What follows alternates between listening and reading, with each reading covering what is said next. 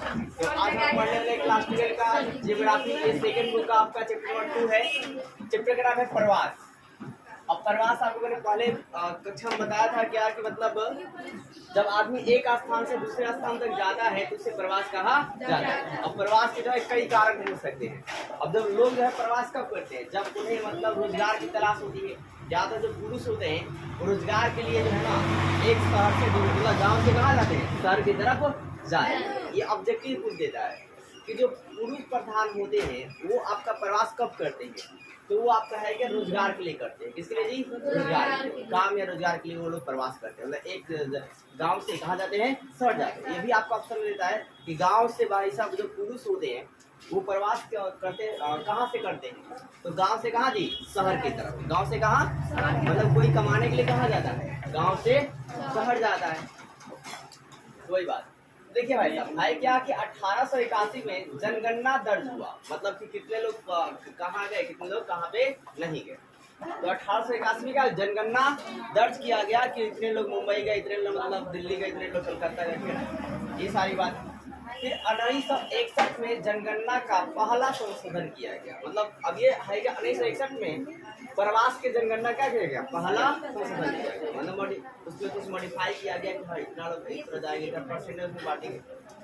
फिर 1971 में जनगणना जो है क्या हुआ, रुक गया। क्या बात जी, रुक गया। मतलब किसी वजह से 1971 में जनगणना क्या हुआ, नहीं हुआ। इस प्रकार आपका 2021 में नहीं हुआ जनगणना, ठीक है। फिर 1981 में पुनः क्या हुआ, संशोधन हुआ।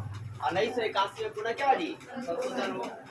फिर जनगणना के प्रवास पर पूछे गए प्रश्न। अब जनगणना के प्रवास पर पूछे गए हैं क्या, मतलब प्रश्न पूछा जाता है कि आप मतलब यहाँ क्यों आए हैं। जैसे देखिए, अगर आप बाहर जाते हैं ना तो आप मतलब मान लीजिए कि गांव से आप बाहर जाते हैं तो वहाँ पे मतलब जो आप एक साल रह गए, एक साल रहने के बाद होगा आपको मतलब सारे घरों की जांच होती है कि कौन कहाँ से आया है।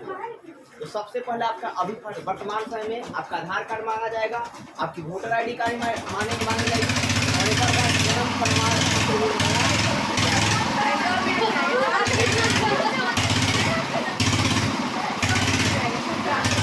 बाहर जाते हैं। बाहर जब आप जाते हैं तो सबसे पहले वहाँ पर जब 6 महीना या साल भर रह जाते हैं तो वहाँ पर आपको वर्तमान समय में आधार कार्ड चेक की जाती है, दूसरा आपका वोटर ID कार्ड, और तीसरा आपका जन्म प्रमाण पत्र, ठीक है। और एक और करेक्टर सर्टिफिकेट। अगर आपके पास करेक्टर सर्टिफिकेट नहीं है तो आपको उस स्थान से निकाल दिया जाएगा, मतलब कुछ दिन की मोहलत दी जाएगी।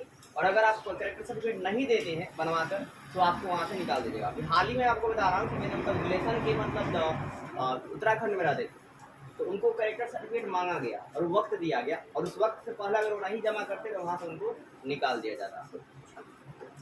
तो यहाँ पर भी वही बात है, क्या है क्या मतलब क्या पहला बात है, क्या व्यक्ति इसी गांव या शहर में पैदा हुआ है। मतलब अगर वो वहाँ नौकरी कर रहा है तो क्या व्यक्ति उसी गांव में, मतलब दिल्ली में ही है कि कोलकाता गई है।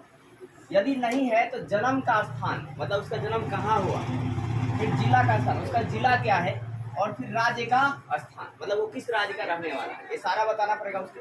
और यदि भारत से बाहर का है तो उस देश का नाम बताना पड़ेगा, उसको सूचना देना पड़ेगा, हमें इस देश से आया हूँ, फिर अपना मतलब ID दिखाना पड़ेगा, प्राप्त की जाती है। तो आपने क्या सुना कि जनगणना प्रवास में पूछे गए प्रश्न क्या है कि क्या व्यक्ति इसी गांव का है या शहर, उसी शहर में पैदा हुआ है। यदि नहीं तो जन्म स्थान बताइए, और फिर क्या जिला, राज्य का नाम, और फिर क्या जी, यदि अगर वो भारत से बाहर का है तो अपने देश के नाम को, सूचना को, सारा चीज क्या करेगा, सबमिट करेगा। और उसी आधार पर उसको वहाँ के मतलब अगर वहाँ की नागरिकता वो लेना चाहता है तो ले भी सकता है।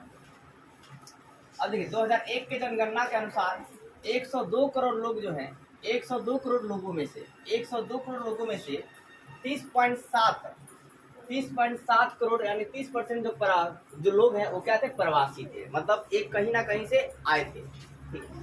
फिर आपका है क्या, ये जो प्रवास है कहाँ कहाँ से हो सकता है, तो प्रवास ग्राम से ग्राम हो सकता है, एक गांव से दूसरे गांव हो सकता है कि मतलब इस गांव में मतलब आपका है क्या, मतलब कोई शादी हुआ है और मतलब उस शादी में लोग क्या बहुत सारे चले गए 10 दिनों के लिए, तो फिर वहाँ पे जनसंख्या क्या होगी, थोड़ा बढ़ जाएगी। तो प्रवास वाला है क्या, ग्राम से ग्राम हो सकता है, आपका ग्राम से नगर हो सकता है, फिर आपका नगर से नगर हो सकता है। तो प्रवास जो है ना 4 कारण 4 है। प्रवास के कितने भाग है जी, 4 है। या धारा कितनी है, 4 है। ग्राम से ग्राम, ग्राम से नगर, नगर से ग्राम, और नगर से क्या जी, मतलब हो सकता है कि इंसान जो है गांव से गांव जाता हो कुछ मतलब बेचने के लिए छोटी सी चीजें। ये भी हो सकता है कि मतलब वो गांव से नगर जाता हो सर।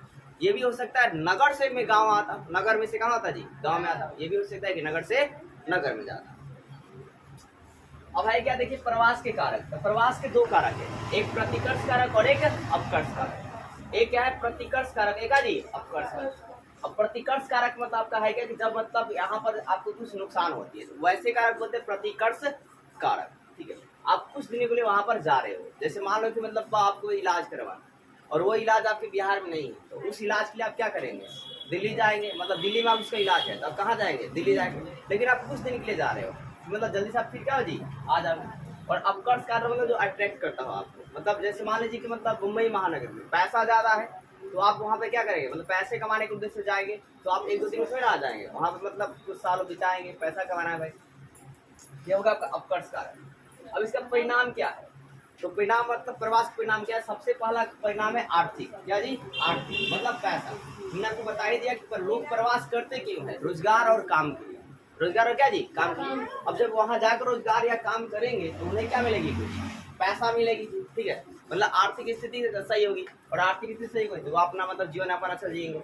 दूसरी बात है सामाजिक, तो वही बात कहा कि मतलब आर्थिक स्थिति सही हो जाएगी तो उनका समाज में रुतबा भी क्या होगा, थोड़ा अच्छा हो जाएगा भाई साहब। ठीक है, फिर क्या जननांकीय, मतलब वहाँ की मतलब परिणाम क्या होता है कि जो पॉपुलेशन होती है, अगर आप वहाँ जाते हैं तो वहाँ की आबादी और क्या होती है, थोड़ा बढ़ जाती है। तीसरा क्या है, पर्यावरण। क्या जी, पर्यावरण।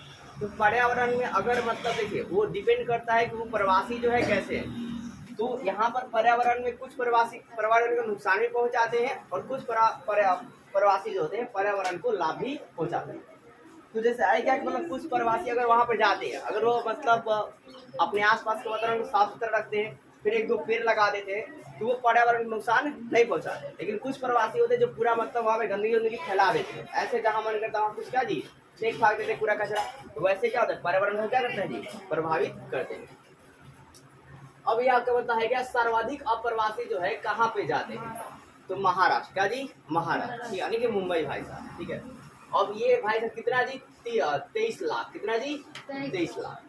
फिर भारत में प्रवास का मुख्य कारण क्या है, काम और क्या जी, रोजगार। कितने लोग जाते हैं भाई, 38%। कितने जी, मतलब पूरा 100% में देखा जाए तो काम और रोजगार की तलाश में लोग कितने जाते हैं, 38% जाते हैं। ठीक है, बाकी आपके दूसरे काम में मतलब क्या बोलते हैं, काम करते हैं या कृषि करते हैं, क्या करते हैं, कृषि करते हैं। फिर देखिए पुरुष प्रधान जो होता है, मतलब पुरुष प्रधान जो है प्रवास क्यों करता है, तो वो भाई साहब वो कहाँ से कहाँ करता है, तो ग्राम से नगर करता है, मतलब गांव से कहाँ जाता है, शहर जाता है। मैक्सिमम आप बिहार में देखेंगे तो बिहार के मतलब जो मजदूर होते हैं वो कहाँ जाते हैं, गाँव से जाते नहीं, कहाँ जाते हैं, शहर में जाते हैं। कोई दिल्ली जाता है, कोई कोलकाता जाता है, कोई मुंबई जाता है। ठीक है, ये सारी बात आप पूछ सकते हैं। फिर नगरीकरण समूहन की प्रवासी क्या है भाई, सर्वाधिक कहाँ है, मतलब ज्यादा कहाँ है, तो कहा जी मुंबई में। कहा जी, मुंबई में। क्योंकि भाई साहब मुंबई में क्या जी, मतलब वहाँ पैसा ज्यादा है, महानगर है, सात टापुओं का नगर भी कहा जाता है।